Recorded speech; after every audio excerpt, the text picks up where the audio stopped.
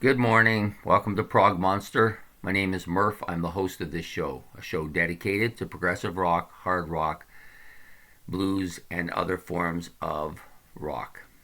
Okay, today is a disappointment video I'm making about something that basically what the disappointment videos are about times in rock or in musical group histories or things that happened in the music industry that were big disappointments to me that maybe set me in the wrong direction for a while. I've since started to correct a lot of these things because a lot of these things happened when I was younger and I was actually very emotionally charged, and a lot of things would set me off in the wrong direction. So, anyways, today we're here to talk about a particular vocalist who I really like a lot, and my disappointment with the band kind of removing him and him kind of leaving at the same time. And it kind of set the band back a bit, but it set him back more. For me, I was very disappointed in the whole situation. And this was coming, of course, in the early 80s when a lot of this was happening. A lot of my favorite bands, all of a sudden, to me, it seemed like overnight they all became pop bands, and it was very disappointing. This band didn't change that way. It's just they were one of the few bands that didn't do that, and I was happy with that, but then they lost their vocalist. So now we're talking about Black Sabbath, okay? They had taken on Ronnie James Dio as their vocalist on the Heaven and Hell album in 1980, and I love this album. It's one of my favorite albums of all time. And the follow-up album, The Mob Rules, another excellent album. Not quite as excellent as Heaven and Hell in my opinion, but still had a huge impact. The two albums were very strong for me and really cemented Black Sabbath as a member of my top five. At the time it was top five. They were actually, I think they were number three. Yeah, they were number three at the time, and just cemented them in that third spot, and actually challenged the top two, even challenged Rush in that here at this point in time. And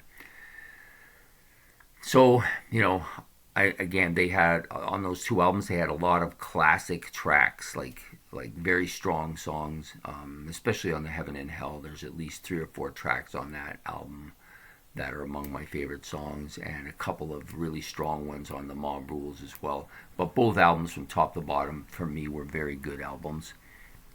Then they decided to put out a live album, and I was really looking forward to this. And then I heard stuff, people talking about how the recordings were a little bit difficult. And also at this time, Ozzy had decided to put out a live album of mostly Black Sabbath stuff too, which I'm not sure why he did that. It was almost like a direct competition between him and Ronnie James Dio. Maybe a bit of jealousy. I'm not really sure what it was, why he did that. It seems he was trying to keep the wave of popularity that he had going with his first two albums, which were mega albums. And then the death of Randy Rhoads probably caused him to panic a bit and decided, you know what, I'm going to try and drive a little bit of a wedge here. I'm not really sure. I'm just speculating here as to why that happened. Anyways, Black Sabbath was putting out a live Evil album, and it's quite a good album. And I was real excited for it to come out. And then right after the album came out, they announced that Dio and him had parted ways.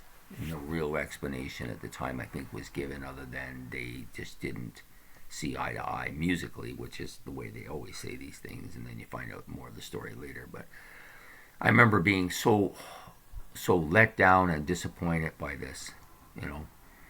Maybe not quite as much as I was by the Rush situation, but definitely this was a band that was in my top 3 at the time, and I already had lost Rush at this point. So, and nothing was going on in the S camp. So I didn't, it's a big disappointment, and anyways,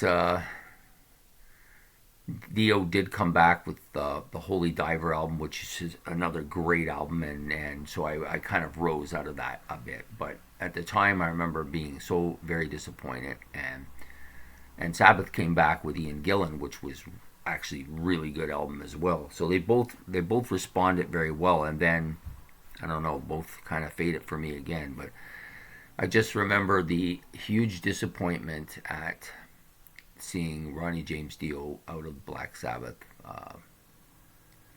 So these type of things, we have to get by.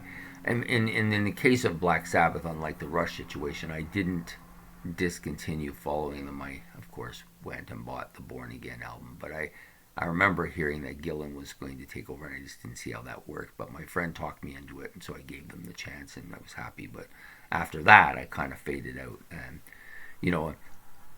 the good thing about disappointments, though, is sometimes better things come out of them. And so both those things with Black Sabbath taking on Ian Gillan and Ronnie James Dio doing the Holy Diver, which was one of the very last concerts I went to at Massey Hall with Metallica and Anvil, I think it was. And it was great, but it again started to fade. His second album was a little not quite as good, and then further on. But the big thing is that, at this point, the disappointments, although was large, eventually Sabbath came back and did the Dehumanizer album with Dio, and then they changed and became Heaven and Hell and toured with Dio, which was great, but, there was a lot of disappointments in those early 80s, and this was one of the biggest ones for me. And I don't know if you guys had those same circumstances. My memory of the whole situation is a bit foggy because I was young, and I remember being very, I don't know what the word is, kind of, things like that kind of got to me very easily. So I just remember being very impressionable. That's the word I was looking for.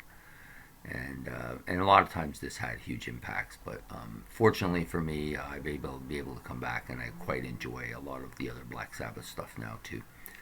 So anyways, if you have any comments about it or information you want to add to the total or to my comment section, or if you want to comment about something that you found disappointing, that'd be great too.